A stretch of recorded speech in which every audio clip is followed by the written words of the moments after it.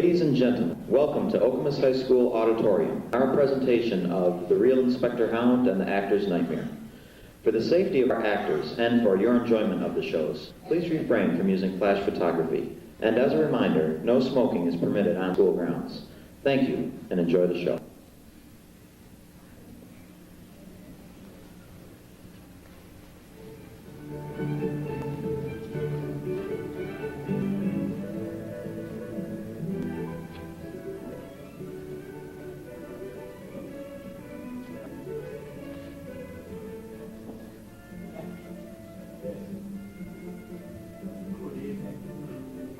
Lance and I have had a meeting at the bar and decided that it's first-class family entertainment, but if it goes beyond 10:30, it's self-indulgent. Pass it on. Yes.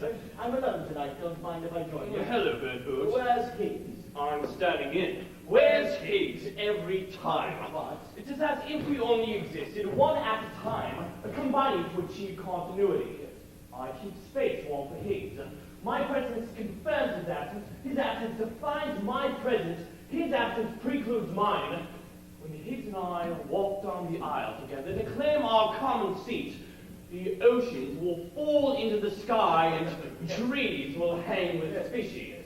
Where's Higgs again, then? The very sight of you with a complimentary ticket is enough.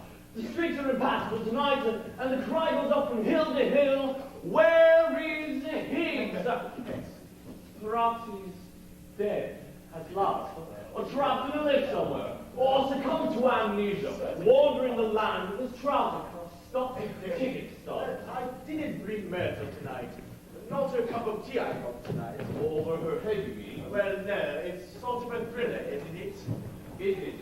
That's what I heard. Who killed who, Dick? No one will leave the room. I suppose so. Underneath. Underneath? Sorry, madam. It's a whodunit, man. Just look at it. Has it started yet? Yes. Are you sure? Yes, it's a pause. A pause? No, you can't start with a pause. If you want my opinion, there's total panic back there. Where's Higgs again tonight, then? It will follow me to my grave and become my epitaph. Here lies Moon, the second string. Where's Higgs? Sometimes I dream of revolution, a bloody coup d'etat at the second rank. Troops of actors slaughtered by their understudies, magicians sawn in half by indefatigably smiling glamour girls. Comedians die on provincial stages, rolled to their feet by mutely triumphant stooges, and march, an army of assistants and deputies, the seconds in command, the runners-up, the right-hand men, storming the palace gate, where the second son has already mounted the throne, having committed regicide with a croquet mallet. Standings of the world, stand up! Good God, sit down. You're making a fool of yourself. Sorry.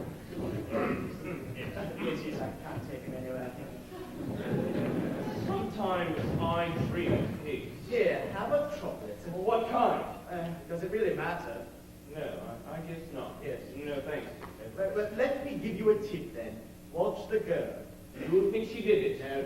No, the girl. Watch her. What girl? Oh, you won't know her. I'll give you another. Oh, I suppose you know her, do you? And what's that supposed to mean? I For beg your God's pardon. sakes, Moon, you could do yourself some good spotting her first time out. She's new, from the provinces, headed straight to the top.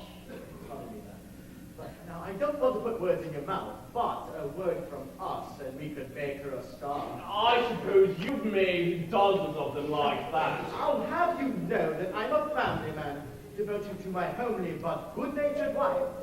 And if you're suggesting that a critic of my scrupulous integrity I'm sorry. falsely besmirched... Is that her? Don't be absurd. You seem dead with the elf. Mrs. Drudge, the help.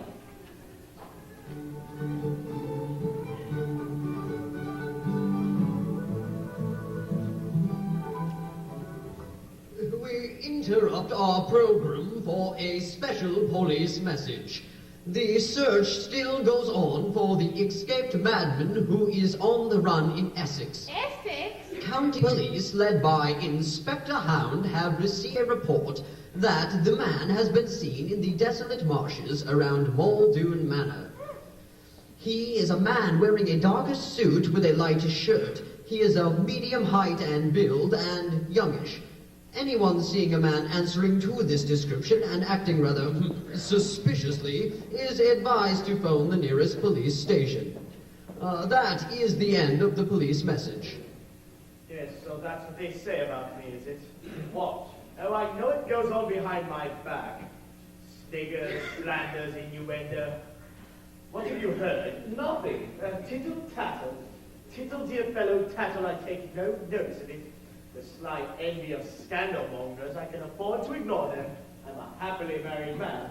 Yes, what's wrong with duck's back, I assure you. Who was the lady I saw you with last night? How dare you! Pardon me. How dare you come here with your slimy insinuations? Why, my white person knows perfectly well that the man of my critical standing is obliged occasionally to mingle in the world of the footlights, simply by way of keeping our affairs holy. That a critic of my scrupulous integrity should be vilifying the common gossip. Yes, I'm sorry, madam. I have nothing to hide, Boone. Why distribute the ears of my beloved Can person? I have a chocolate? Yes. Let's have a chocolate. There's no point in giving. Which kind would you fancy, sir? Cherry, strawberry, coffee cream, Turkish delight? All have Mont Lamar. Sorry. Gooseberry fondue. No. Pistachio fudge. No. Nectarine cluster. No. Hickory nut praline. Chateauneuf de Pape. 55 carat. No. I'm afraid not. Caramel. Oh, yes. All right. Thank you very much, dear chap. Incidentally, I feel obliged if you didn't mention. I mean, you know how these misunderstandings get about. What? Well, the fact is, Myrtle simply doesn't like the theater. By the way, congratulations, Bertrude. What? At the Theatre Royal, your entire review reproduced in neon. Yes, that old thing. You've seen it, of course. Well, I was passing by I the theater. definitely intended to take a second look. Incidentally, I happen to have a few colored snapshots. I don't know if you care to look through. Please, love. Yes. Yes. Yes. Awfully sound. Yes. All I ever got was unforgettable. On the posters for, what was it? Yes, that was you. I thought it was his. Hello, Muldoon residents. One morning in early spring. Hello? Who? Who did you wish to speak to? I'm afraid there's no one of that name here. This is all very mysterious, and I'm sure it's leading up to something. Oh, nothing's amiss, for that is Lady Muldoon and her house guests, including Magnus, the wheelchair-ridden half-brother of her ladyship's husband, Lord Albert Muldoon, who 10 years ago went out for a walk on the cliffs and was never seen again. Well, anyway, here we are cut off from the world. Should a stranger enter our midst, which I very much doubt, I'll tell him you called. Goodbye.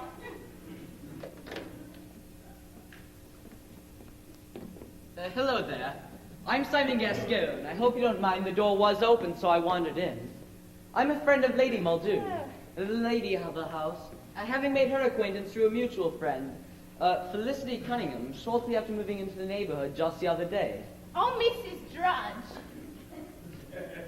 Oh, don't live in. Beautiful flower. But I'll pop in on my bicycle when the weather allows to help in the running of the charming, though somewhat isolated Muldoon Manor. Judging by the time, you did well to get here before the eye water cuts us off for all practical purposes from the outside world. Yes, well, I took the shortcut over the cliffs and followed one of those old smugglers' paths. through the treacherous swamps that surround this strangely inaccessible house. Yes, many visitors have remarked on a topographical quirk in the local strata, whereby there are no roads leading from the manor, though there are ways of getting to it, weather allowing. Yes. Well, I must say it's a rather lovely day so far.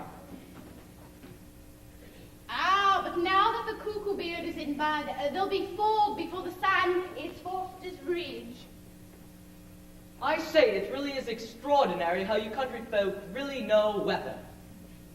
No weather what? Yes. It does seem to be coming on a bit foggy. The fog is very treacherous around here. It rolls off the sea without warning, shrouding the cliffs in a deadly mantle of blind man's bluff. Yes, I've heard it said. Of no weekends when Muldoon Manor, as this lovely old place is called, might as well have been floating on the pack ice for all the good it would have done phoning the police. No.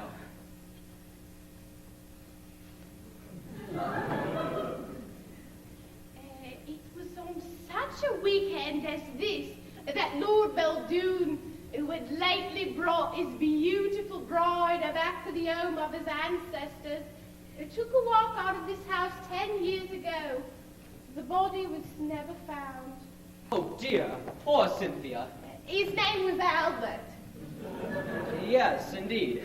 Poor Albert. But tell me, is Lady Muldoon about? I believe she is playing tennis on the lawn with Felicity Cunningham. Felicity Cunningham? A mutual friend, I believe you said. A happy chance. I'll tell them that you are here. No, please don't disturb them. I really should be off. They would be very disappointed. It's been some time since we've had ball for bridge at the manor. I don't play cards myself. There is another guest then. Major Magnus, the crippled half-brother of Lord Muldoon, who turned up out of the blue from Canada just the other day, completes the house party. I think I must be waiting for him to die. What? Half afraid that I will vanish when he does.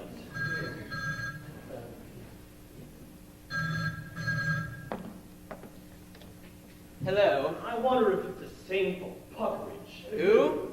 Third string. You're standing. Does he wait for Higgs and I to write each other's obituaries?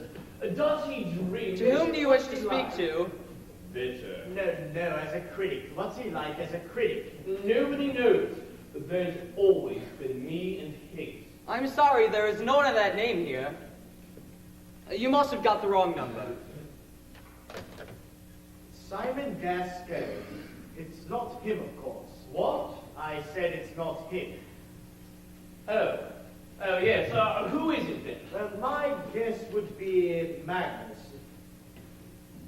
In disguise, you mean? What? You think he's Magnus in disguise? I don't think you're paying attention, Bill. I thought you Oh, said you that keep you- on blabbering on about Higgs and Puckeridge. What's the matter with you? I wonder if they talk about me.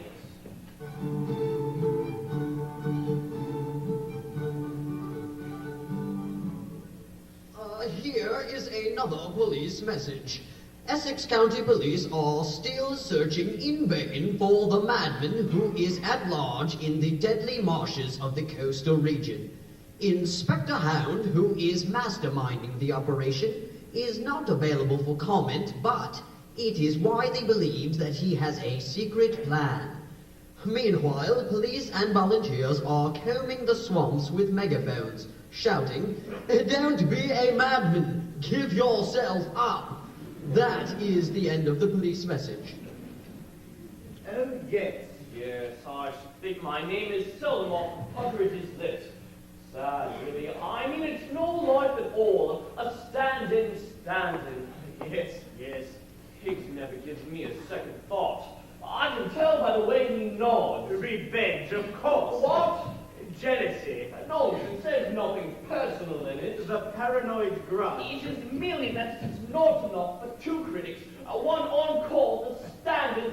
For I am moon, a continuous moon, moon in my own shoes, moon in June, April, and September, and no member of the human race can keep warm my bit of space. Yes, I can tell by the way he nods. Yes, quite mad, of course. What?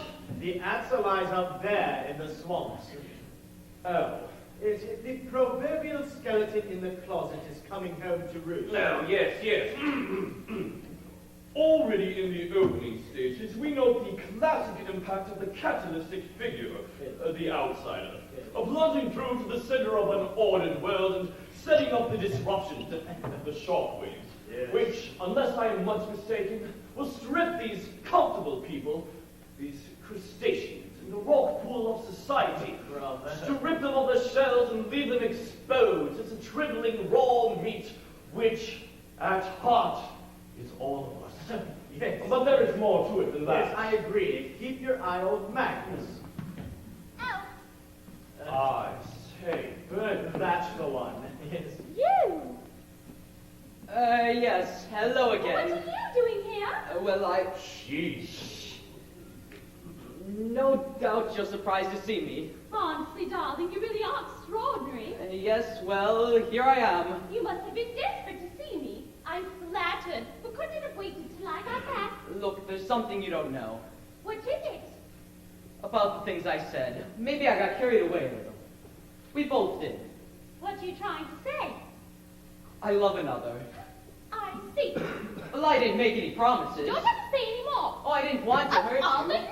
Oh, well, You philandering coward! Let me explain. This is hardly the time or the place. You think you can barge in anywhere, whatever I happen to be doing. Look, I want you to know that my admiration for you is sincere, and I don't want you to think that I didn't mean all those things I will said. kill you for this, Simon Gascon. It was her. What? I told you, it was her. Yes, what is it? I've come to set up the card table, sir. Oh, I don't think I can stay. Oh, Lady Muldoon will be disappointed. Does she know I'm here? Oh, yes, sir. I just told her. And it put her in quite a tizzy. Really? Well, I suppose now that I've cleared the air. Quite a tizzy, you say? Really? Felicity. She's the one. Nonsense, red herring. I mean, it was her. What was her? The lady I saw you with last night. Are you suggesting that a critic of my scrupulous integrity would do such a thing? I never To be the implied. object of uninformed malice, the petty slanders of little men. I'm sorry. To suggest that my pen in the journal of unimpeachable integrity is at the disposal of any coquette who gives me what I want. Shut up. Why, Myrtle and I have been together for now. Christ, who's that? Simon? Lady Muldoon. No, who is she? Cynthia. Don't say anything for a moment. Just hold me. She's beautiful. A vision of eternal grace, of home. I think she's got her mouth open. We can't go on meeting like this. We've got nothing to be ashamed of. But darling, this is madness. Yes, I am mad. Mad with love for you. Please, remember where we are. But Cynthia, I love you. Don't. I love Albert. Albert is dead. Oh, don't you understand that? Albert is dead. No, I'll never give up hope. Please, let me go. We are not free. Cynthia, we were made for each other. Had we met in time, Simon, you're a cad. You will use me and cast me aside as you have cast aside so many others. no, Cynthia, you can make me a better person. You're ruthless. So strong. So cruel. The son she never had, now projected into this handsome stranger and transformed into youth, lover, vigor, the animal, the athlete as athlete, breaking down the barriers at the deepest level of desire. By Jove, I think you're right. Her mouth is open. Stop.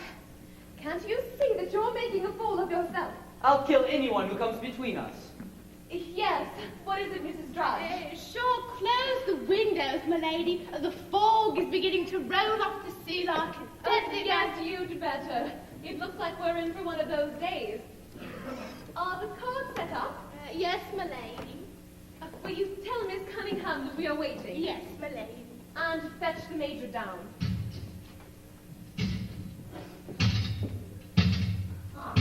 I think I hear him coming downstairs now.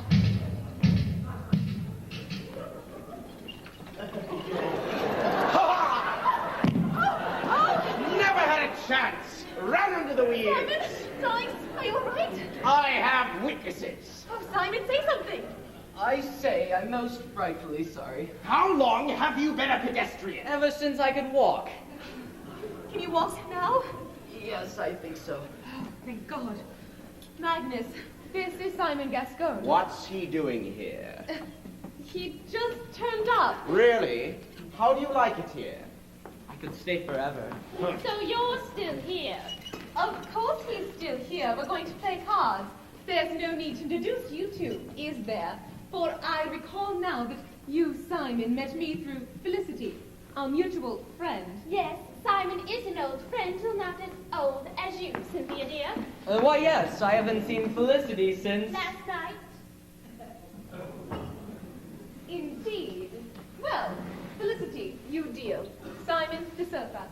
Magnus, we partner Felicity against Simon and me. Will Simon, you always be partnered against me, Cynthia? What do you mean, Magnus? You're a damned attractive woman, Cynthia. Please, remember Albert. Albert's dead, Cynthia. You are still young. I'm sure he would have No, wished. it was not meant to be. Oh, it's Gascon, isn't it? I'll kill him if he comes between us. Simon? Simon's going to get it. Let's see here. Right. Who starts? I do. No bid. Did I hear you say that you saw Felicity last night, Simon? Did I? Yes, quite. Your turn, Felicity. It seems I've had my turn, haven't I, Simon? Now it seems it's Cynthia's turn. That's my trick, Felicity, dear.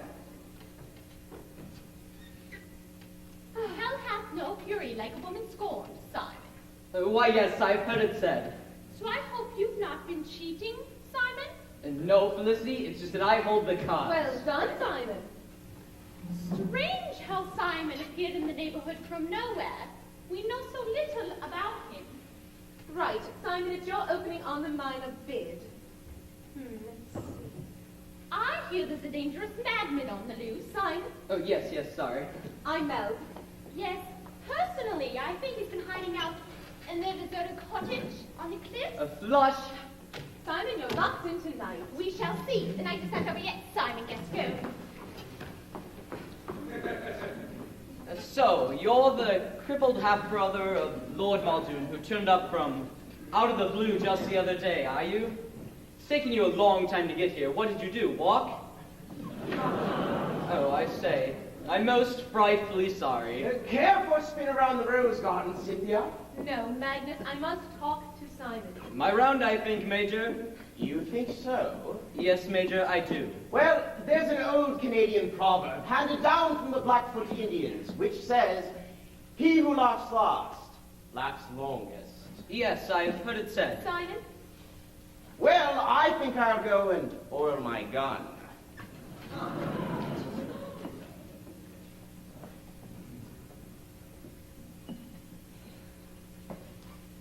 I think Magnus suspects something.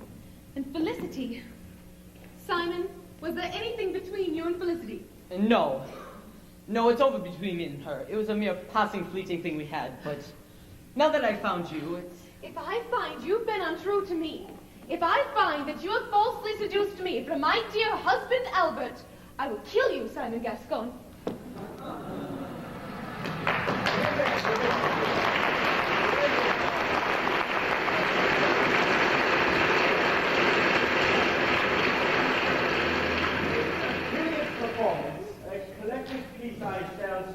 A very promising debut.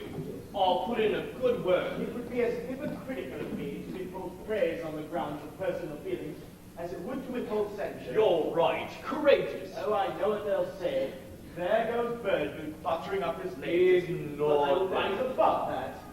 The fact is, I genuinely consider her performance to be one of the summits in contemporary theatre. Oh, yes. A trim buttock. That's a word for her.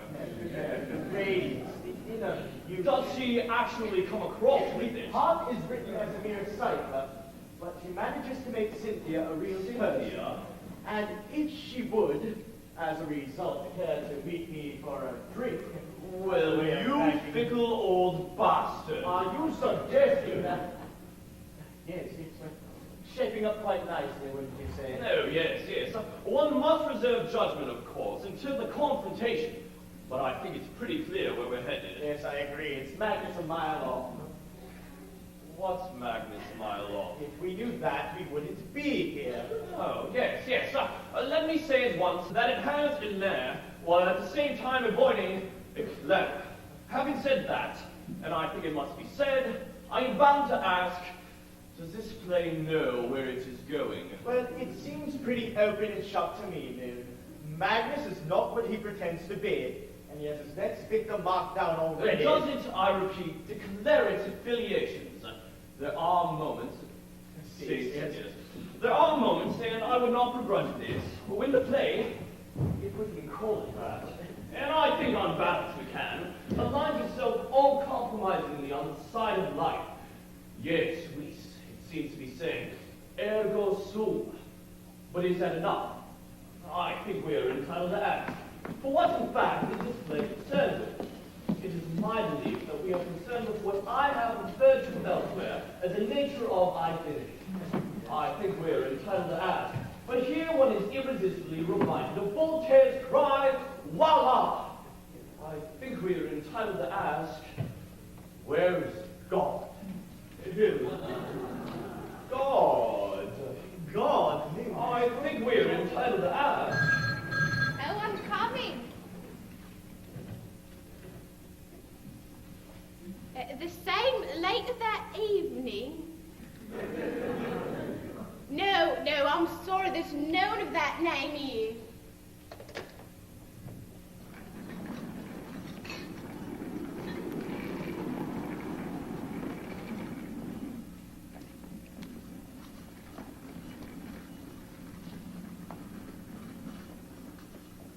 Black or white, my lady? White, please. Black or white, miss? White, please. Black or white, Major? White, please. Doing that pausing again. Yes, that seems to drag on a bit, doesn't it? For the tea, woman, come on. Sugar, my lady? Yes, please. What did they find? Sugar, miss? Yes, please. Sugar, Major? Yes, please. Please.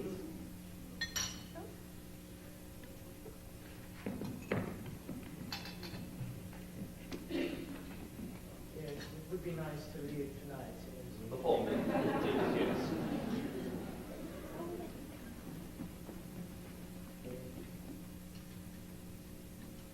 Thank you. Hurry up!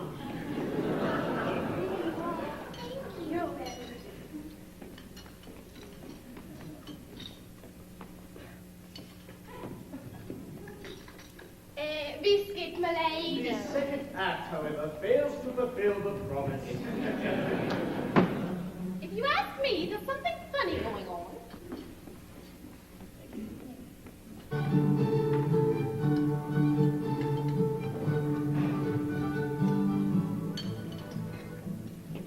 We interrupt our program yet again for yet another special police message. The search for the dangerous madman who is on the loose in Essex has now narrowed to the immediate vicinity of Muldoon Manor. Police are hampered by the deadly swamps and the fog, but believe that the madman spent last night in a deserted cottage on the cliffs.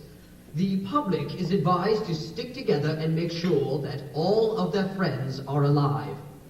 That is the end of the police message. Have you seen Simon? Who? Simon, have you seen him? No. Have you, Magnus? No. Oh. There's something foreboding in the air. It's as if one of us... Oh, Felicity, don't be ridiculous.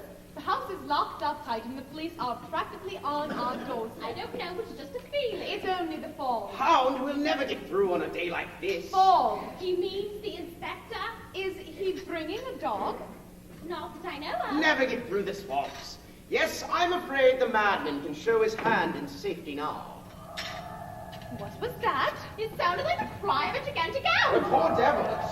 There it is again. Oh, it's coming this way. It's right outside the house.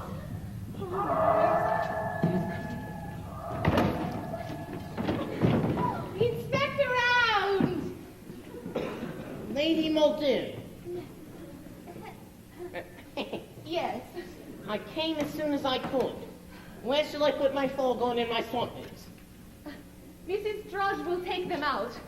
Be prepared as the force's motto has it, Inspector? How very resourceful. It takes more than a bit of weather to keep a policeman from his duty.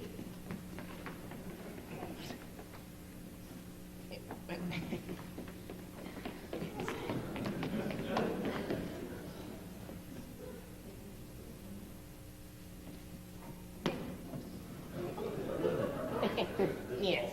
Yes. Mm-hmm. Yes. Thank you. Thank you. Thank you.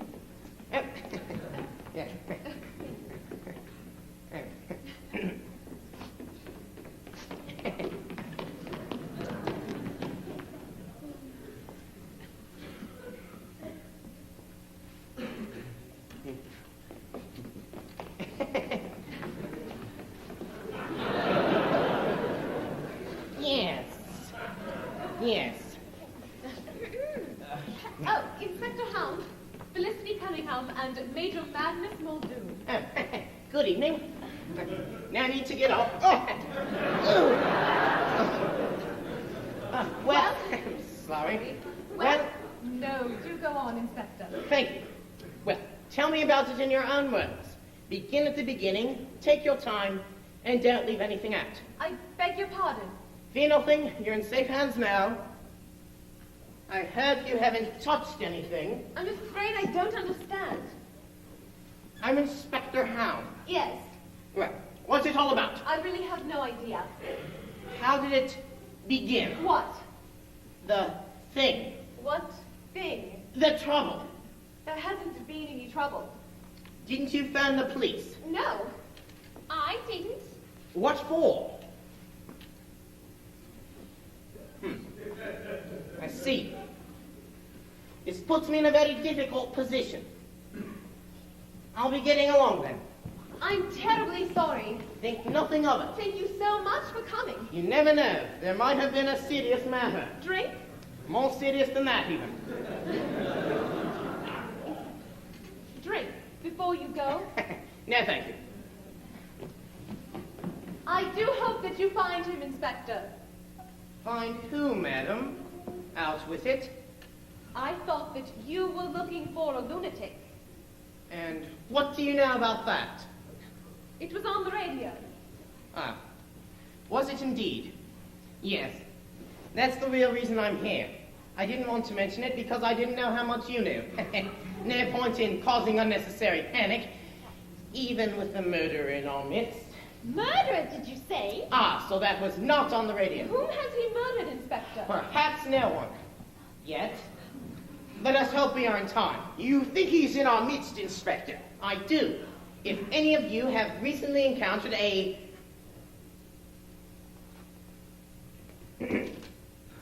youngish, good-looking fellow in a smart suit, white shirt, hatless, well-spoken, someone possibly claiming to have just moved into the neighborhood, someone who on the surface seems as sane as your eye, then now is the time to speak. Don't interrupt! Graham! Please, Lady Cynthia, we are all in this together. I must ask you to put yourself completely in my hands. I can't. Inspector, I love Albert. Oh, I don't think you quite grasp my meaning. Is one of us in danger, Inspector? Didn't it strike you as odd that on his escape the madman made a beeline for Malden Manor? It is my guess that he bears a deep-seated grudge against someone in this very house. Lady Muldoon, where is your husband? My husband? You don't mean... I don't know, but I have reason to believe that one of you is the real McCoy. The real what? Here.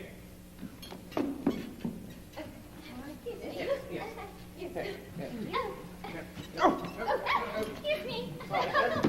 Goodness. William Herbert McCoy, who, as a young man, meeting the madman in the street and being solicited for sixpence for a cup of tea, replied,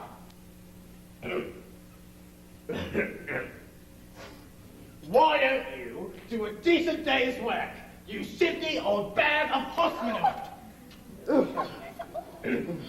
in Canada, all those many years ago. Our madman was a mere boy at the time, but he never forgot that insult, and thenceforth carried in his heart the promise of revenge.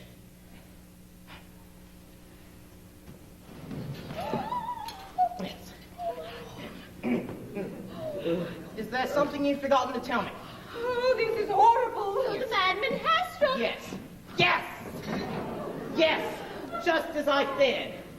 Now you all see the sort of man you are protecting. I can't believe it. Yes. Cynthia, I have to tell him. Inspector, a stranger of that description has indeed appeared in our midst. Simon Gascoigne. Oh, he had charm, I'll give you that. And he took me in completely. I'm afraid I made a fool of myself over him, and so did Cynthia. Yes. Where is he now? He must be around the house. He couldn't possibly get away under these conditions. You're right. Fear not, Lady Muldoon. I shall apprehend the man who killed your husband. My husband? I don't understand. Everything points to Gascoigne. Yes, but who is that? Your husband. No, it's not. Yes, it I is. tell you, it's not. Are you sure? For goodness sake.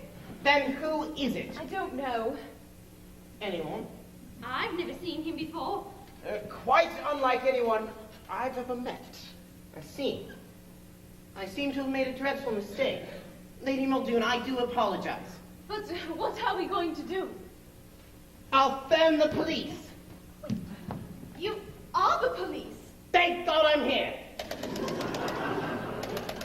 The line has been cut. You mean? Yes, we're on our own, cut off from the world, and in grave danger. You mean? Yes, I believe the killer will strike again. You mean? Yes, one of us ordinary mortals, thrown together by fate and cut off by the elements, is the murderer. He must be found. Search the house.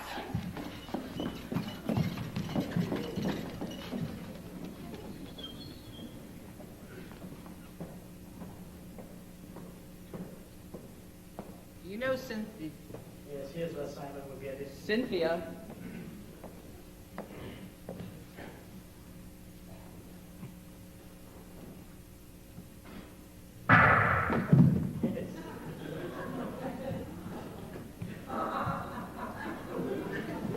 What happened, Inspector? He's dead. Simon Gascoigne, I presume. Rough justice, even for a killer. Unless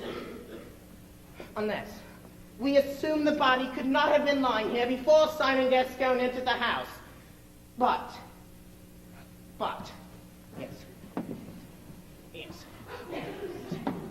yes, there's your answer. And now, who killed Simon Gascoigne? And why?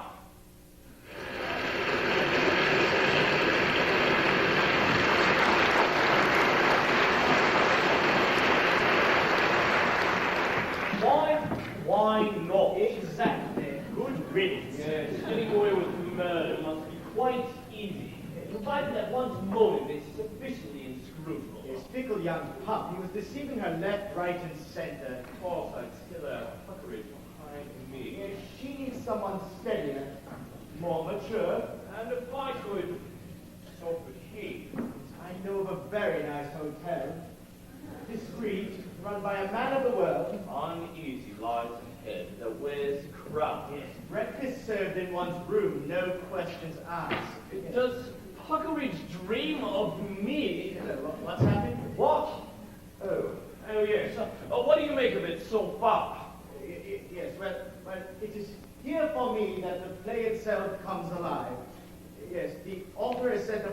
situation, and you will doubt his ability to end it with a startling denouement.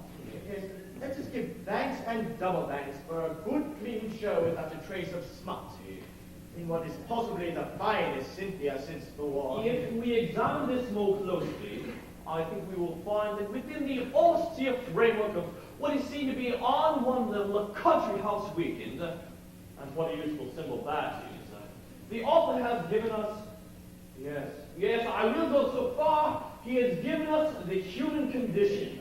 More talent in her little finger. An uncanny ear that might have belonged to a Van Gogh. A public scandal the Queen has thus far neglected. Faced as we are with such ubiquitous obliquity, it is hard, and it is hard indeed. Therefore, I will not attempt to refrain from invoking the names of Kafka, Sauter, Shakespeare, St. Paul, Beckett, Birkett, Pinero, and Pirandello. Yes, a rattling good evening out. I was headed. Harder still if possible. Harder still if possible to be. Neither do I find it easy. Kafka, Sauter, Shakespeare. Excuse me, sir. Hello! Myrtle. I told you never to call me at the theater.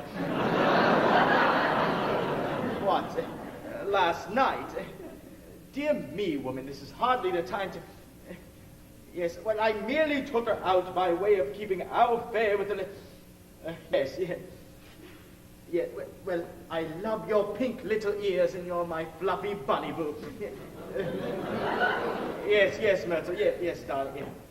Goodbye. For God's sakes, goodbye, Myrtle. Oh, insufferable woman. You! Yes, hello again. What are you doing here? I really don't know. Honestly, darling, you really are extraordinary. Yes, well, here I am. Well, you must have been desperate to see me. I'm flattered, but couldn't have waited till I got back. No, you got it all wrong. What is it? Yes, in about last night, perhaps I gave you the wrong idea. Got a bit carried away, perhaps. What are you trying to say? I want to call it off. I see. Now, I didn't make any promises, and the fact is, people do talk, and I have a reputation to maintain. You don't have to say any more. Yes, and my wife, too. I don't know how she got here of it. Of all the nerve! I'm sorry, but... You philandering coward! I'm sorry, but I want you to know that I meant all those things that I said. Oh, yes, shows brilliant promise, I shall say I will so. kill you for deciding a game. Good God. I've come to set up the card table, sir. I don't have time for a game of cards. Oh, Lady Muldoon will be disappointed. Lady Muldoon. You mean she wants to see me? Oh, yes, sir. I just told her. And if I'm quite a tizzy. Yes. But a man of my critical standing is not to be sneezed at, yes. I do believe I've made quite a name for myself in the making of reputation. Yes, quite a tizzy, you say. What the hell are you doing? Nothing. Stop making an ass of yourself. Come back. Oh, I know what you're thinking, but the fact is I genuinely consider her performance to be one of the summits in contemporary... Darling? Ah, good evening. Yes, might I say that I genuinely... Don't say anything for a moment. Just hold me. All right. Dear lady, let us throw off the hallowed pretenses of the gimmick codes by which we live. Yes, from the moment that I saw you, I felt my whole life changing. We can't go on meeting like this. I'm not afraid to proclaim nightly my love for you. But, yes, that will not be necessary. I know of a very nice hotel, discreet, run by a man of the world. Darling, this is madness. Yes, I am mad with love for you. Please, remember where we are. I don't care. Let them think what they like. I love you. Don't. I love Albert. He's dead. Don't you understand me, Cynthia? Albert's dead. No, I'll never give up hope. Please, let me go. We are not free. Oh, you mean Myrtle. Oh, she means nothing to me, nothing. She these old cocoa and blue nylon fur slippers. Not an ounce of creative genius in her whole slumping, knee-length, knickered body. Simon, you're a cad. You will use me and cast me aside as you have cast aside so many others. No, Cynthia, now that I found So you. ruthless, so strong, so cruel. Have you taken leave of your tiny mind? Stop. Can't you see you're making a fool of yourself? She's right. You stay out of this. Yes. What is it, Mrs. Drudge? Shaw, close the windows, my lady. The fog. Yes, you'd better. Look, they've got your number. Listen, I'll leave on my own good time, thank you very much. Finish of you, I Listen to me, I don't need your do. tuppenny Grub Street prognostications. Yes, I found something bigger and finer. Only it will is. And fetch the major down. Yes. I think I hear him coming downstairs now.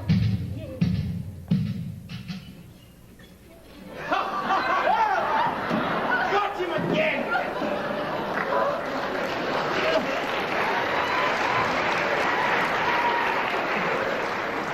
Simon, say something. That reckless bastard! What's he doing here? He just turned up. Really? How do you like it here? I couldn't take it night after night. So you're still here? Of course he's still here. We're going to play cards. There's no need to introduce you two, is there? For I recall now that you, Simon, met me through Felicity, our mutual friend. Yes, Simon, Yes, you're yes, so free. I like to give the young up-and-comers the benefit of my... Well, she lacks technique as of yet. Last night? I'm not talking about last night. Indeed. Well, Felicity, you deal. Simon the sofa. Yes. Now, did you see that, Moon? Tried to kill me. I told you it was Magnus. Not that it is Magnus. Who did it, you mean? What? You think it's not Magnus who did it? Get a grip on yourself, Moon. The facts are staring you right in the face. He's after Cynthia, for one thing. It's Gaston, isn't it? Over my dead body! He caught us between us. For God's sake, sit down. Simon? I've got to help her, Moon. I've got to make up a for, yes. Well, let's see here. Oh, my. Let's see. Right, who starts? I do. I'll dummy for no bid rough and double my holding on South's Queen.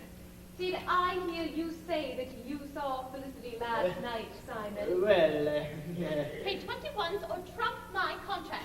Cynthia, your turn. I'll trump your contract with 5 dummy no trumps here, and I move Westbrook for the rebid on his second trick there. Simon.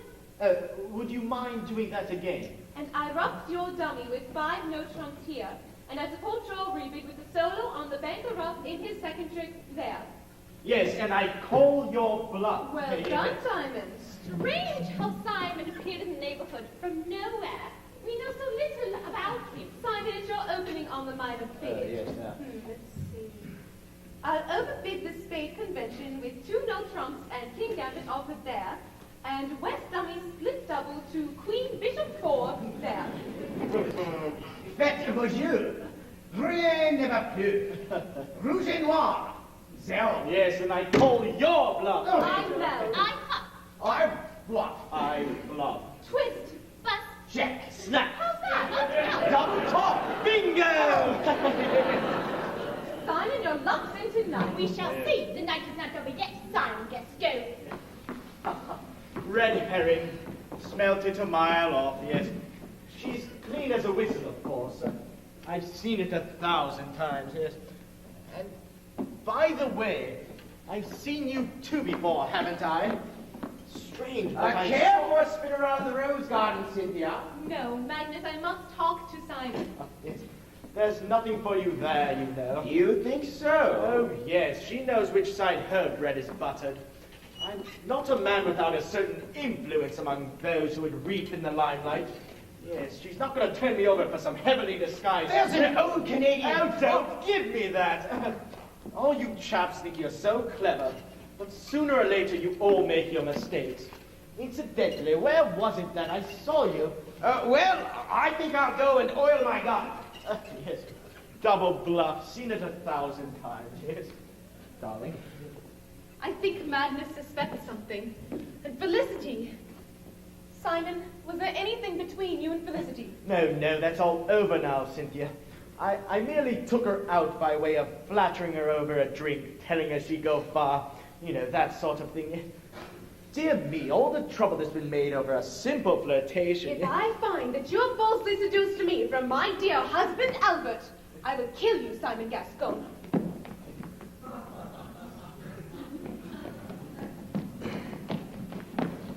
Edmund, for God's sake, pull yourself together. I can't help it. What do you think you're doing? You're turning it into a complete farce. I know. But I can't live without her. Yes, I'll have to resign my position, of course. But I don't care. I'm a goner, I tell you. Edmund, think of your family, your friends, your high standing in the world of letters. I say, what are you doing? Edmund, leave it alone. Come and sit down. What's the matter with you? It's Higgs. What? It's Higgs, Moon. He's dead? It's Higgs, I tell you. He's dead. Oh, my. Dead. Now, who would want to... He must have been lying there all the time. Kill Higgs? What's he doing there? I was standing in tonight. Moon. So it's meaning Puckeridge now. Moon. But I swear, I had nothing. My God, that's it. Moon, I see it all now. I swear. No, Moon, now I finally see it all. What happened? He's dead.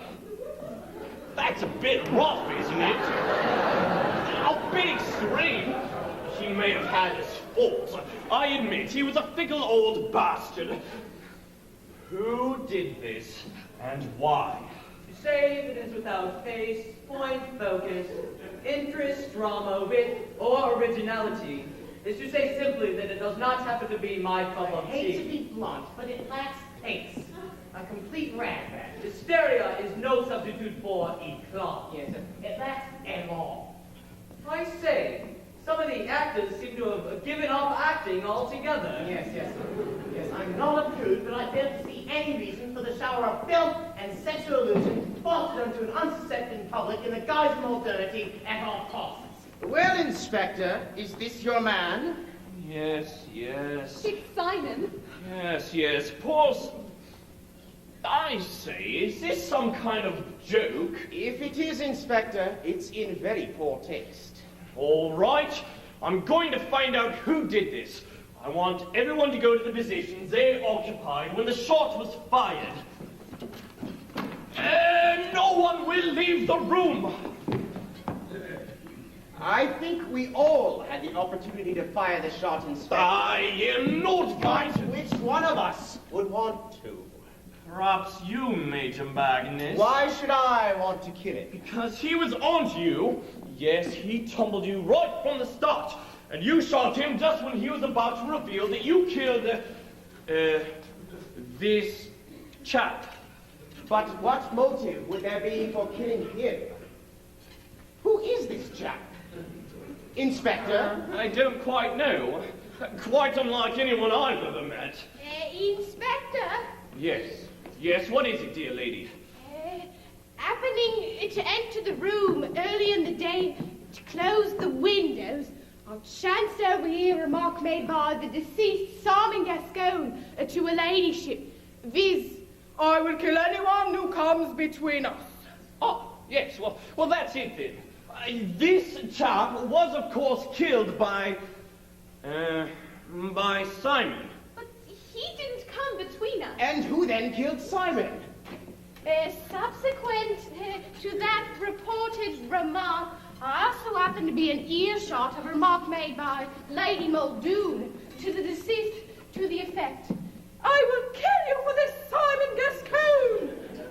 I hope you don't mind me mentioning it. Not at all, not at all. I'm glad you did. It is from these chance remarks that we in the force build up our complete picture before moving in to make the arrest. It will not be long now, I fancy, and I must warn you, Lady Muldoon, that anything you say... Yes, it's true. I hated Simon Gascoigne, for he had me in his thrall. But I didn't kill him. Prior to that, Inspector, I also chanced to overhear a remark made by Miss Cunningham, no doubt in the heat of the moment, but it stuck in my mind, as these things do, viz. I will kill you with a Simon Gascoigne! Aha! Aha! Well, that's it then. The final piece of the jigsaw. I think I am now in a position to reveal the mysteries. Yes.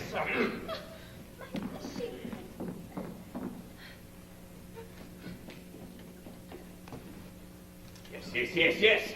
This man was, of course, McCoy, the Canadian who, after meeting Gascoigne in the street and being solicited for sixpence for a toffee apple, smacked him across the ear with the cry, "How's that for a grudge to a hob, your sniffling little work shy?" All those many years ago. Gascoigne bided his time, but in due course tracked McCoy down to this house, having on the way met, in the neighborhood, a simple, ambitious girl from the provinces. He was charming, persuasive.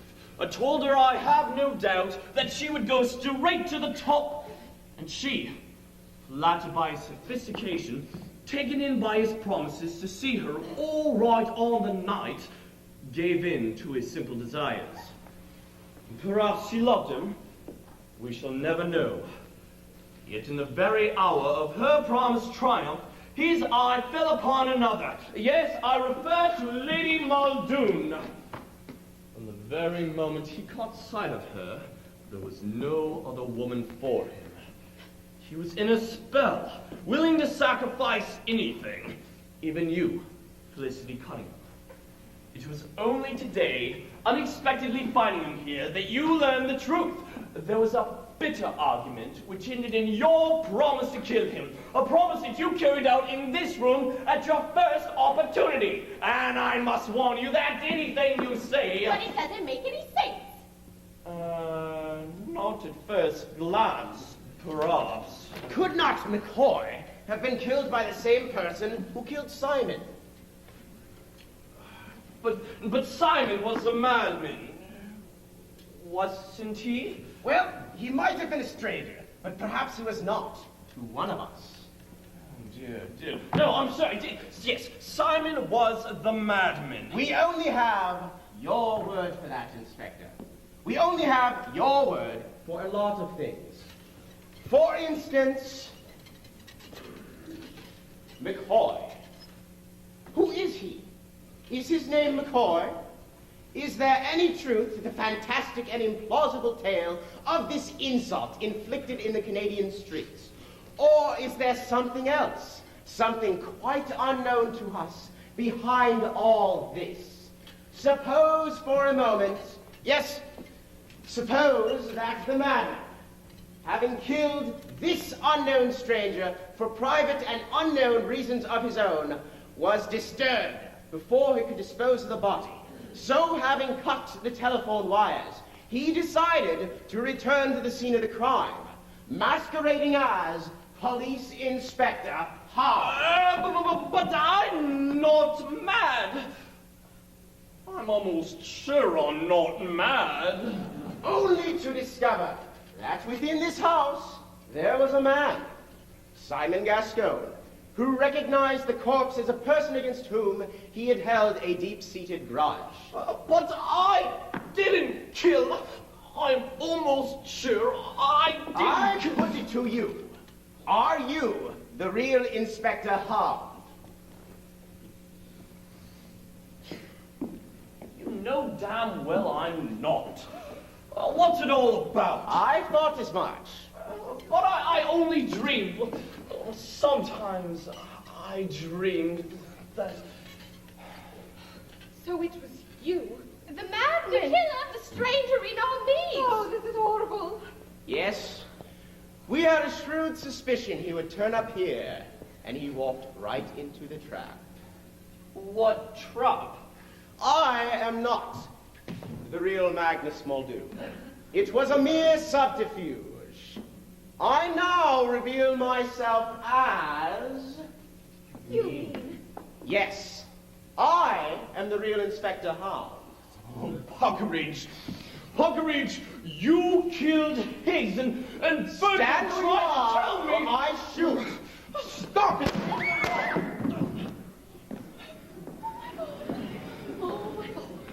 Oh dear.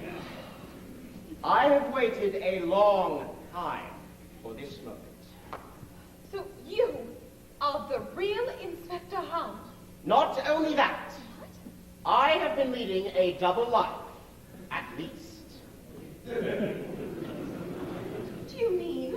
Yes, it's been 10 long years, but don't you remember me? You mean? Yes, it is I, Albert, who lost his memory and joined the police force, rising by merit to the rank of inspector, his past blotted out, until fate cast him back to the home he had left behind, back to the beautiful woman he had brought here as his girlish bride. In short, my darling, my memory has returned, and your long wait is over. Oh, Albert! Puckeridge, you cunning bastard!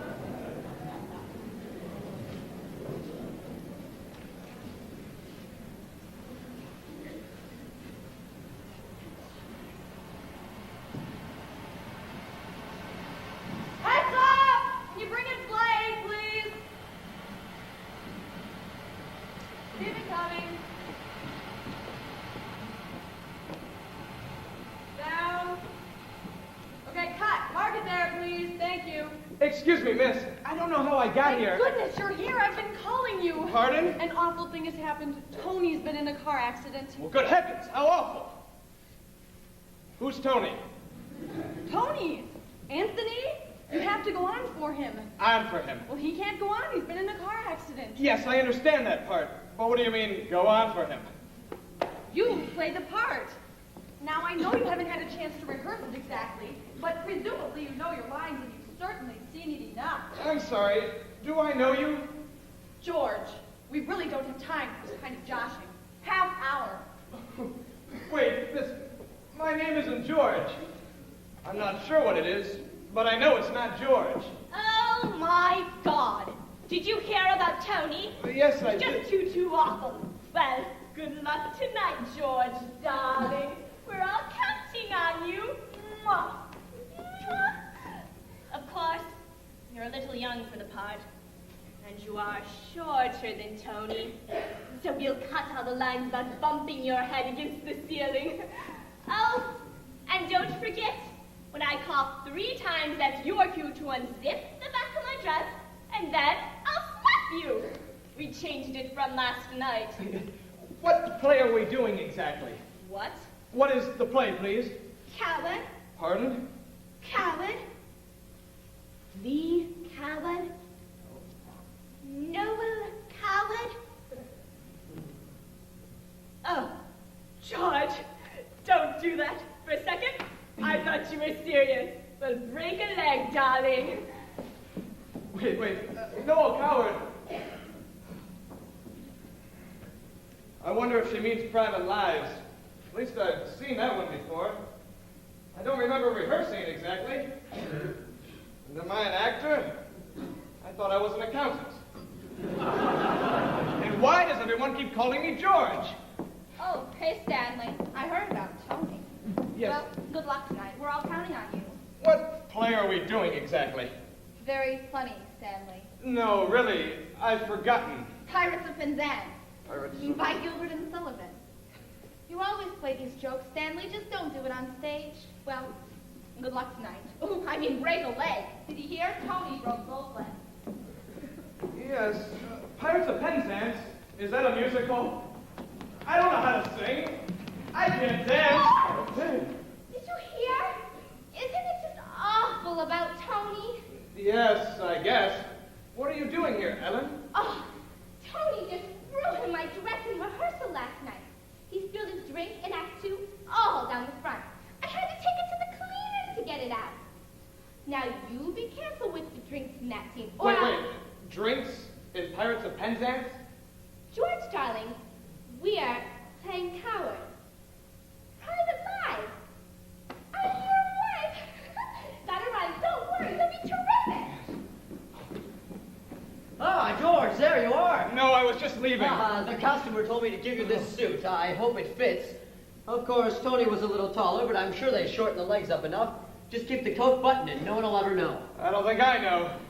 Oh, Renee, did you hear? George here's filling in for Tony tonight. No, tell me. Will you see me but with... spare me the details. I have to get the costume. What are you putting on? Don't wear that one first. We're doing Hamlet first. You better check with Meg. She told me last night, hello, Dolly. Makeup, everyone, makeup. My executor of the show and time if the actors aren't ready. Cornelius, Renee, you can chat with George after the show. What show are we doing first? You told me yesterday it was Hamlet. You told me last night, hello, Dolly. Just a minute. George, get into costume. We only have 15 minutes. And whatever gave you that idea, we are beginning with Private Lives. Oh, so I could have stayed home an extra Good God, I'm late. Hi, Tony. You're not Tony. Who are you? You've never seen me before. No, who the devil are you? George, I think. Maybe Stanley, but probably George. I think I'm an accountant. Now look here. No one's allowed backstage before a performance, so you'll have to be going, or I'll be forced to report you to the stage manager. She knows I'm here already. Oh, well, if Meg knows you're here, it must be all right, I suppose. It's none of my affair, really. I'm late enough already. Oh.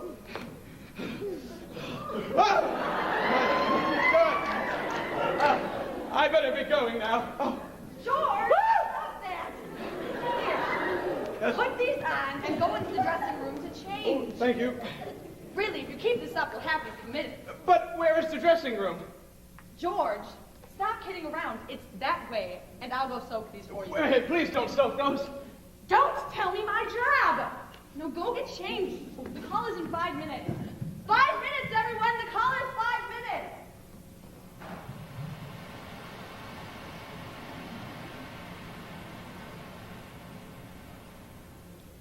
Ladies and gentlemen, may I have your attention, please? At this evening's performance, the role of Elliot, normally played by Anthony Hopkins, will be played by George Spelman. The role of Amanda, normally played by Glenn Close, will be played by Sarah Siddons. The role of Kitty the barmaid will be played by Meryl Streep. Dr. Crippen will play himself. The management wishes to remind the audience that the taking of photographs is strictly forbidden by law and is dangerous as it may disorient the actor. Thank you.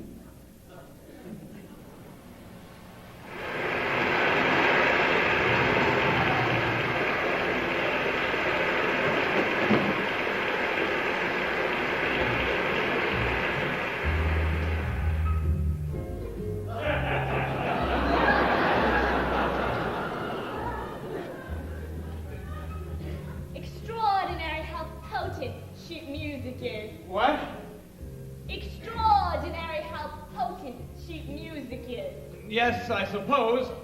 Am I supposed to be here? Whose yacht do you think that is? Where? The Duke of Westminster. Mr. I expect it always is. Well, perhaps. Extraordinary how potent sheet music is. I don't know any more of it.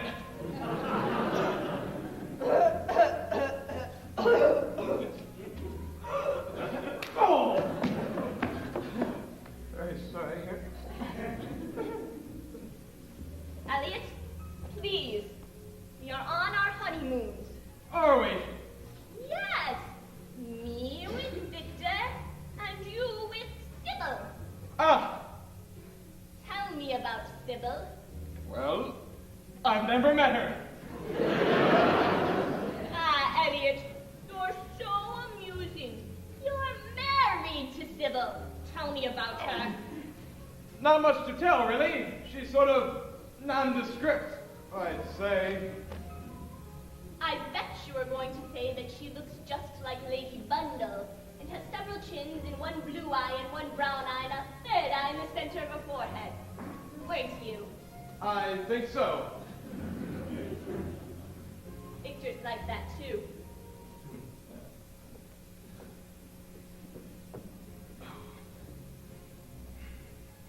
I bet you were going to tell me that you've traveled around the world. Yes, I was. I traveled around the world. How was it? The world? Yes. Oh, very nice. I always feared the Taj Mahal would look like a biscuit box. Did it? Not really. I always feared the Taj Mahal would look like a biscuit box.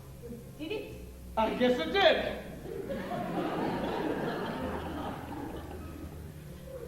I always feared the Taj Mahal would look like a biscuit box. Did it? Hard to say. What brand biscuit box? I always feared the Taj Mahal would look like a biscuit box. Did it? Did it? Whose yacht do you think that is out there? Did it? Did it? Did it? This balcony looks dusty. I think I'll just clean it up a little. The maid.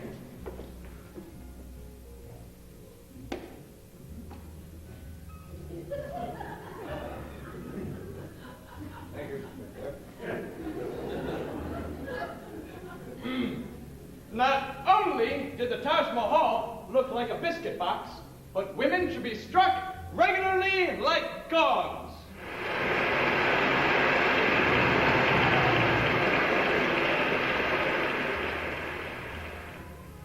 Extraordinary how potent sheet music is. Yes, quite extraordinary. How was China? China? You traveled around the world. How was China? Oh, I liked it, but I felt homesick. How was China? Lots of rice, women eat with chopsticks. How was China? I hated it. I missed you. How was China? I hated it. I missed Sybil. How was China? I hated it. I missed the maid. Oh, maid. How was China? Oh, just wait a minute here, please. Oh, maid. Yes, you missed a spot around here.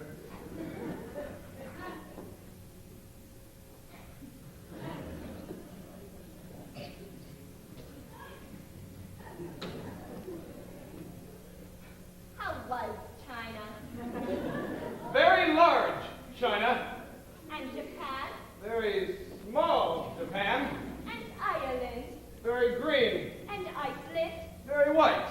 And Italy? Very Neapolitan. Copenhagen? Very cosmopolitan. And Florida? Very condominium. I don't know.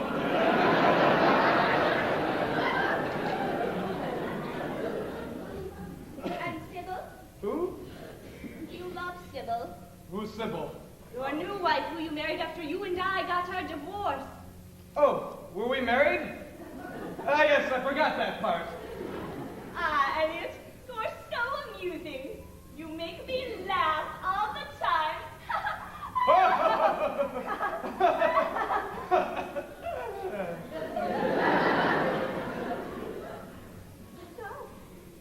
You love Sybil? Probably. I married her.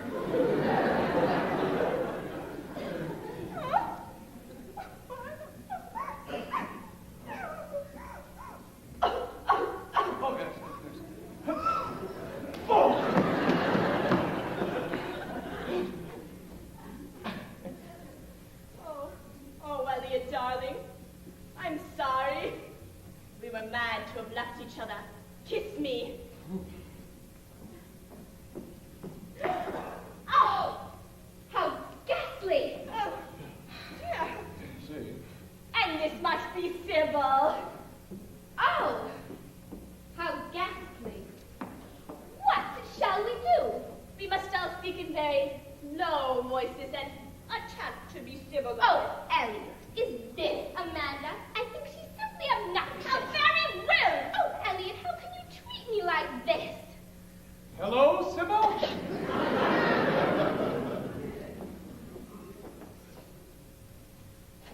Well, since you ask, I'm very upset.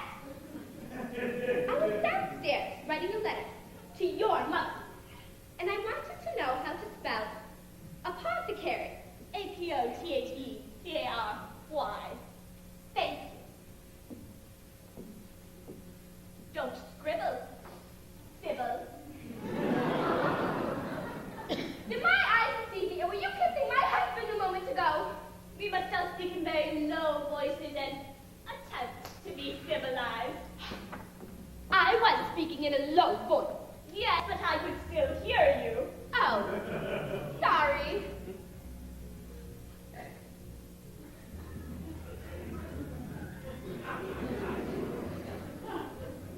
I can't hear bloody word she's saying.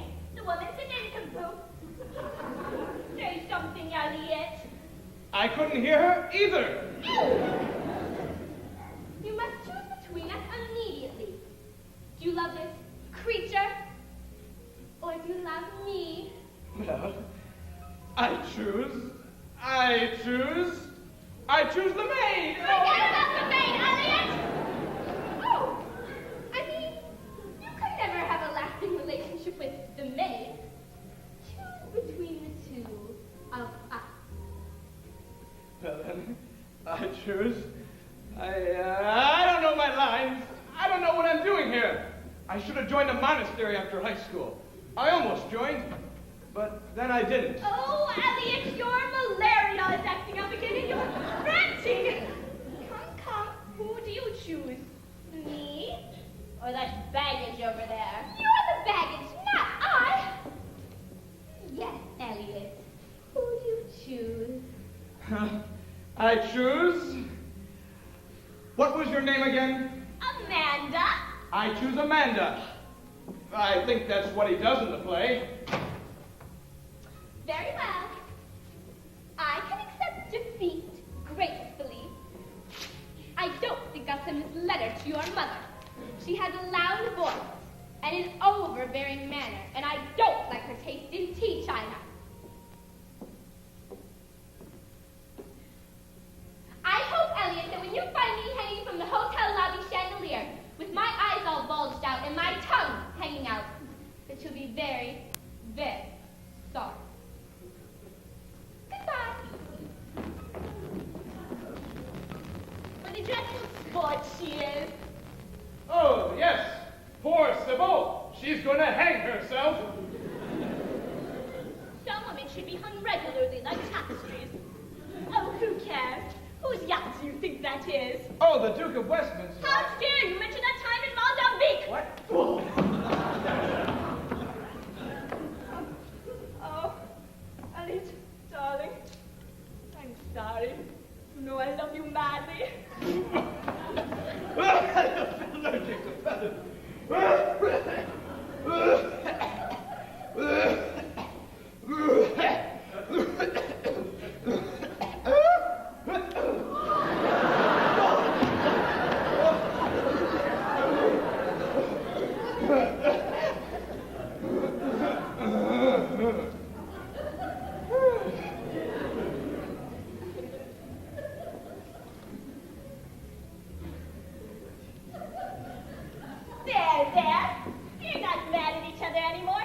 I'll be. You wait here, and I'll go and pack my things, and we'll run away together before Victor gets back. Oh, darling, isn't it extraordinary how potent cheap music can be?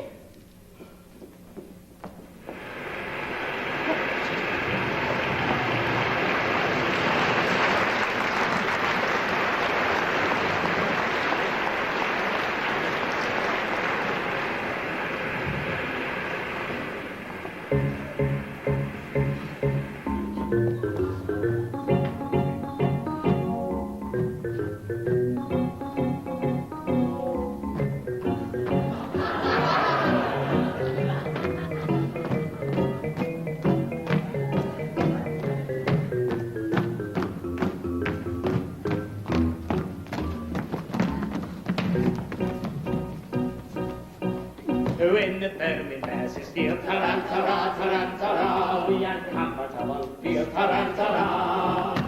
And we find the wisest thing, tarantara, tarantara, is to slap our chests and sing, tarantara. For when threatened with immune, tarantara, tarantara, and your heart is in your boots, tarantara. There is nothing brings it round like the trumpet's martial sound, like the trumpet's martial sound. Tarantara, tarantara, tarantara, tarantara, tarantara, tarantara, tarantara,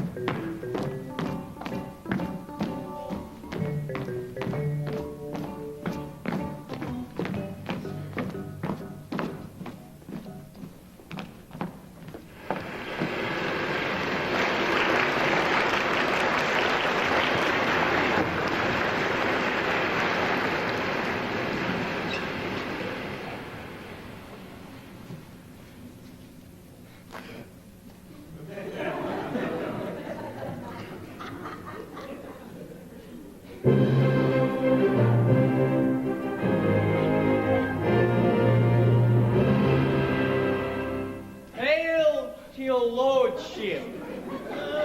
You Victor? The same, my lord, and your poor servant ever. This doesn't look like Noah Coward. A drawn disposition. Good, my lord. You're not Victor, are you? My lord, I came to see your father's funeral. Did you? And how was it? Indeed, my lord, it followed hard upon. Hard upon, yes, I see. Oh, the maid.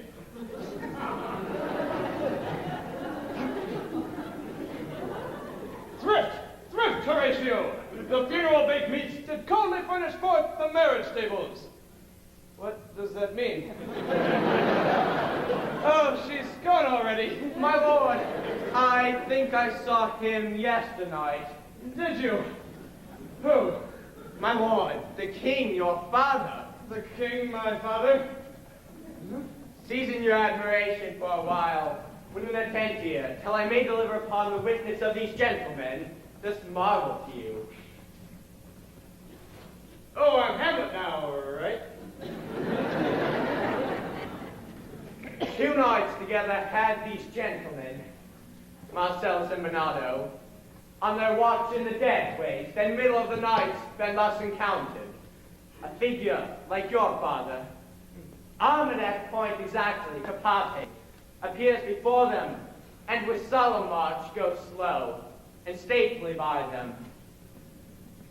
Twice he walks by their oppressed and fear-surprised eyes, within his Trumpian lake. Whilst they, distilled almost to jelly with the act of fear, stand dumb and speak not to him, This to me in dreadful secrecy in part they did, and I, the third night with them, kept the watch, where, as they had delivered, both in time, form of the thing, each word made true and good, the apparition comes. I knew your father. These hands are not more like.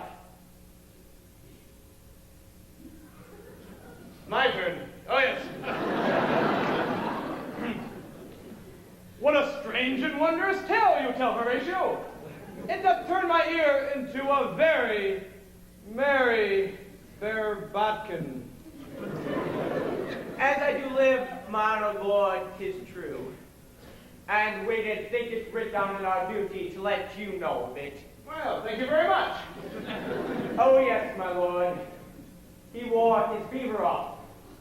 His beaver up. He wore his beaver up. And does he usually wear it down? Countenance more in sorrow than in anger. Oh, I'm sorry to hear that. My father was a king of much renown, a favorite amongst all in London town. And in Denmark. I warrant it will. I warrant it will also. Our duty to your honor. No, don't leave. Horatio. Oh, Renee. So pleasant. Extraordinary how potent she music is. What have I done that thou darest wag thy tongue in noise so rude against me? I didn't mean to be rude. Ah me, what act that roars so loud and thunders in the index? Loud thunder? In the index? Oh, I see the chapters in the index. Where's my script? Script! Here it is. Okay. Index. Oh, Hamlet, speak no more. Thou turnest mine eyes into my very soul, and there I see such black and drained spots as do not leave their teeth. There was someone here who I thought might have been Victor, but he wasn't. Oh, speak to me no more. These words like daggers enter mine ears. No more, sweet Hamlet. Very well. What do you want to talk about? No more. Well, you don't have to be that way about it. Alas, he is mad. Not mad, really. Maybe a little miffed or exasperated. Whereon do you look? Whereon? Whereon do you look? Oh, I look yonder, to the maid. Oh, maid. Maid. To whom do you speak this? I speak to the maid, I hope. Oh, maid. This is the very coinage of your brain. What hast thou said to me? What have I said? Alack, I had forgot. 'Tis so, concluded on. Wait, where are you going? No, come back here. Don't leave me. Wait, Renee. Oh. What's his...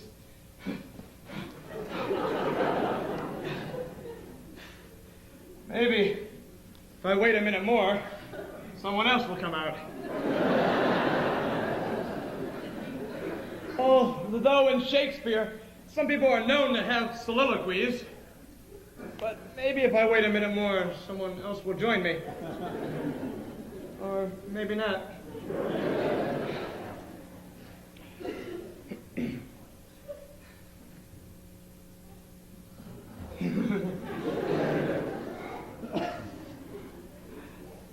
To be or not to be, that has always confused me. Oh, maid, line. Oh, what a rogue and peasant slave am I. Whether 'tis nobler in the mind's eye to be killing oneself or not killing oneself, to sleep a great deal. We are such stuff as dreams are made on, and our lives are rounded by little sleep.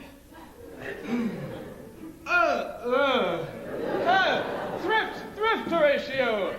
Neither a borrower nor a lender be. But to thine own self be true. There is a special providence in the fall of the sparrow. Out, damn spot, out, I say. come wive it wealthily in Padua. If not wealthily, then happily in Padua. Brush up your Shakespeare. Start quoting him now. Da da da da da da da da. I shouldn't have quit Jenny Craig. Line. Whose yacht do you think that is out there? How was China? Oh, very large China. How was Japan? Oh, very small Japan. Japan. I pledge allegiance to the flag of the United States of America and to the republic of the nation, indivisible. Line! Oh, whoa!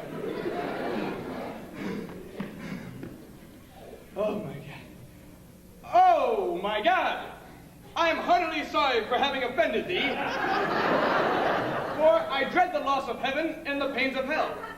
But most of all, because I've offended thee, my God, who art all good and deserving of all my love, and I resolve to do penance and amend my life. Amen. That's the prayer Catholic school children say. I imagine Catholic adults say it too, although I'm not sure of that fact. Line! Help me out. Well, who's working the lights? Usually, when you ask for a line, the stage manager will give you your next one to sort of refresh your memory. But I guess that's not the case here. Brush off these mortal coils. Alas, poor York, I knew him well. Get thee to a nunnery. Line! Nunnery.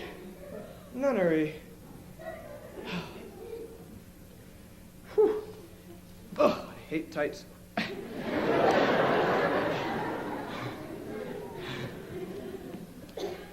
As a child, I was brought up by nuns. And then after high school, I was taught by Benedictine priests. I rather liked the nuns, though. They were warm and nice, although they were a bit crazy, too. And the priests, they weren't half bad either. I remember we had a bulletin board in our monastery. There was an advertisement, I'll never forget it. It said, "For sale, second-hand tombstone. Great for a guy named Murray." That was my senior year. I remember the daily toil they would put us through. You'd wake up, then pray, then have breakfast, then pray, then lunch, then pray, then dinner, then pray, then sleep. I found the predictability rather attractive. And the food wasn't half bad either.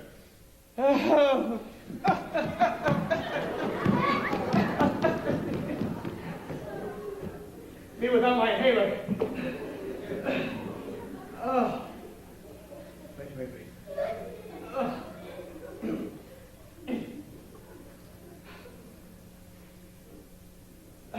That monastery was on the grounds of our high school.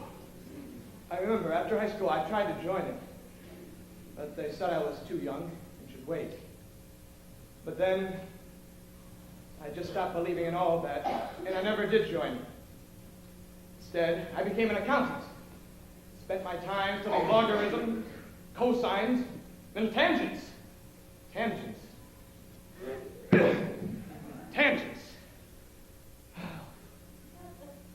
You'll have to forgive me. We're supposed to be doing Private Lives or Hamlet or something, and here I am rambling on like a maniac. I really am very embarrassed. I just don't recall attending a single rehearsal. Can't imagine what I was doing. Plus, you came to see Anthony Hopkins, and instead you got me. Oh,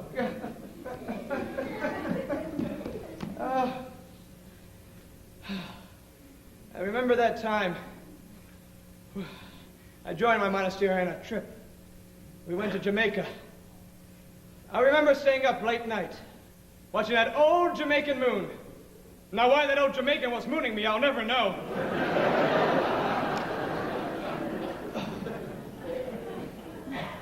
I have always depended on the kindness of strangers. Stella! It is a far, far better thing than I've ever done before. It is a far, far better place than I've ever been before. A, B, C, D, E, F, G, H, I, J, K, L, O. Minnie, we'll get an adventure out of this one, yes. You're not Ophelia, are you? What? Oh! We'll get an adventure out of this yet, Barnaby. All day long we wander around New York and nothing happens.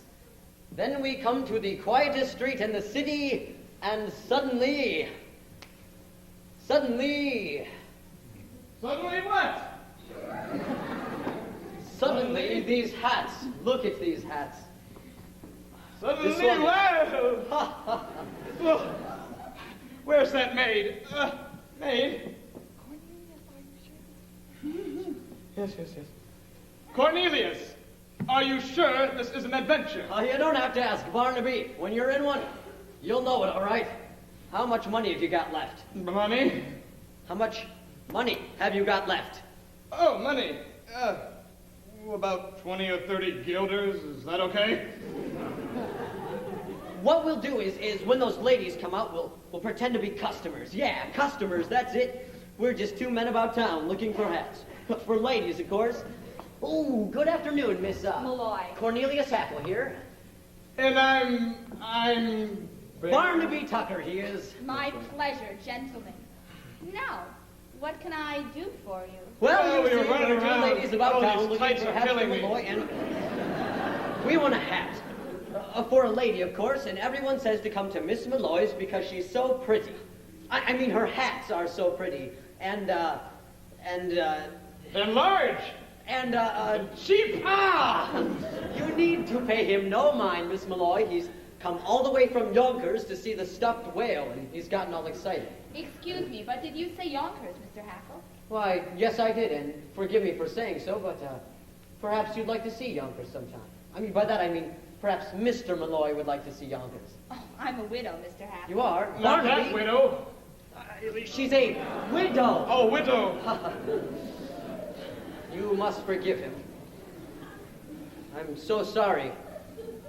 I'm sure Mr. Malloy would have loved Yonkers, especially in this hat. On you, of course, not Mr. Malloy. May he rest in peace. But if you should ever have a Sunday free in the near future, I'd be more than willing to show you Yonkers from top to bottom. Actually, Mr. Hackle, I might be in Yonkers sooner than you think. Oh, really? You see, I have a friend who lives in Yonkers. You do? Perhaps you know him. Perhaps we do. Oh, it's always so foolish to ask in cases like that, isn't it? It's a Mr. Vandergelder. Horace Vandergelder? Oh, Vandergelder's Hay and Feed? Do you know him? Oh, no, yeah, not it. You don't know him either, do you, Barnaby? No. Mr. Vandergelder's a substantial man and well-liked, they tell me. A wonderful man. He only has one fault, as far as I know. He's hard as nails. I think... Now, I wonder if your friend might like this one. Oh, yes, that's very nice. What a beautiful hat. It would look very good. Oh, look out! What? Begging your pardon, Miss Malloy. Gentlemen, what are you doing? Come with me. We'll explain later.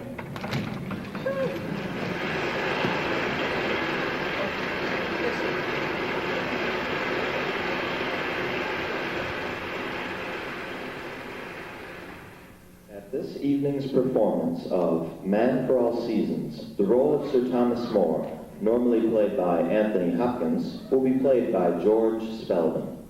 The role of Lady Alice, normally played by Glenn Close, will be played by Sarah Siddons.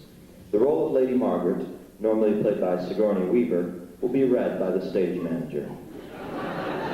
And at this evening's performance, the executioner will play himself. What did he say? The executioner will play himself. What does he mean, the executioner will play himself? Oh, Father, why have they locked you up in this dreadful, dreadful dungeon? It's more than I can bear. I've made you a custard, Thomas. Mother made you a custard, Father. Oh, thank you very much. If you don't give in to King Henry, they're going to cut off your head. Aren't you going to eat your custard, Thomas? I'm not hungry right now, thank you.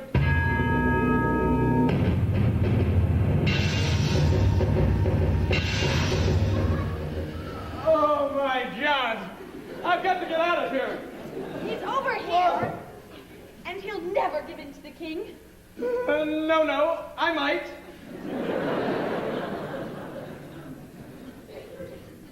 Quick. Is this all about Anne Boleyn and everything? Yes, and you won't give in because you believe in the Catholic Church and the infallibility of the Pope and the everlasting life of the soul. Really? I don't necessarily believe in any of that. Listen to me, sir. Listen here. There's been a mistake, an error. Let the king marry Anne Boleyn. I just want to wake up now. Oh, don't deny God to spare our feelings, Father. Mother and I are willing to have you dead if it's a question of principle. The first batch of custard didn't turn out all that well. This is the second batch. It has a hair in it, though. Oh, shut up about your custards. Listen, I'm not sure if the Pope is infallible. He may be a normal man who wears gold slippers.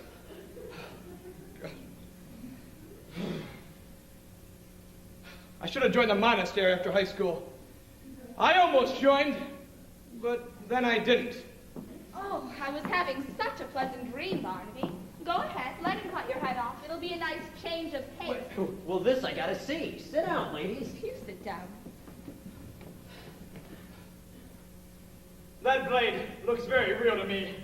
I want to wake up now, or change plays, or something. Oh, whose yap do you think that is out there? No. A horse. My kingdom for a horse. Sir Thomas More, you have been found guilty of the charge of high treason. The sentence of the court is that you be taken to the Tower of London, thence to the place of execution, and there your head shall be stricken from your body, and may God have mercy on your soul. All this talk about God. Okay, I'm sorry I didn't join the monastery after high school. I'm sorry I giggled during Mass in 3rd grade. But I see no reason to be killed for it. Nothing to be done. That's what I find so wonderful. Where are you taking me? Wait, no. Let's talk about this rationally. Wait, no! Do I understand you right? You wish to reverse your previous stand on the king's marriage to Anne and deny the Bishop of Rome? Yes, God, yes. Let him marry 8 wives. Well, that's a terrible legacy of cowardice for Sir Thomas More to leave behind. I don't care.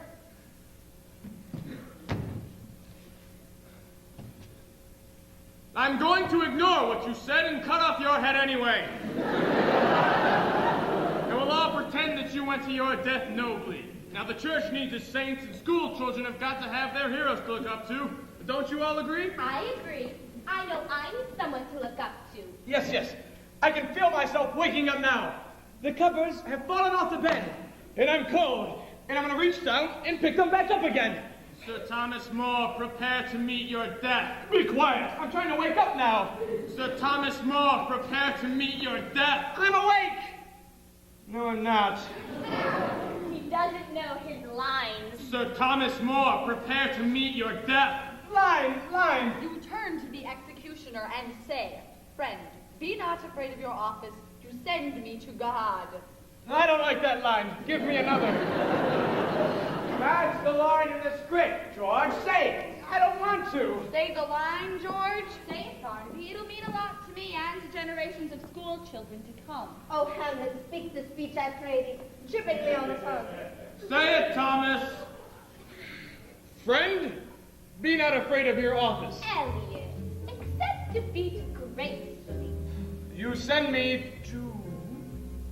Extraordinary how potent sheet music is. Women should be struck regularly like gongs. Say the right line, George. Cut the music.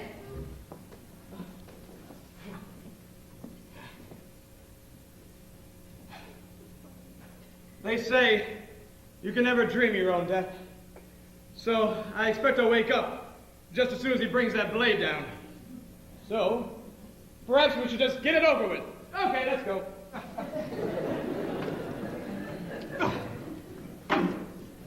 Say the proper line, George. Friend, Be not afraid of your office. Goodbye, Farewell, my lord.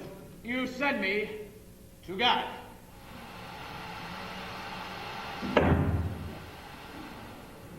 Behold the head of Sir Thomas More. Oh, I wish Mr. Vandergelder could see that, Cornelius. Oh, well, no matter. It's still been quite an adventure. Oh, indeed. Utterly useless. No one can see the scene.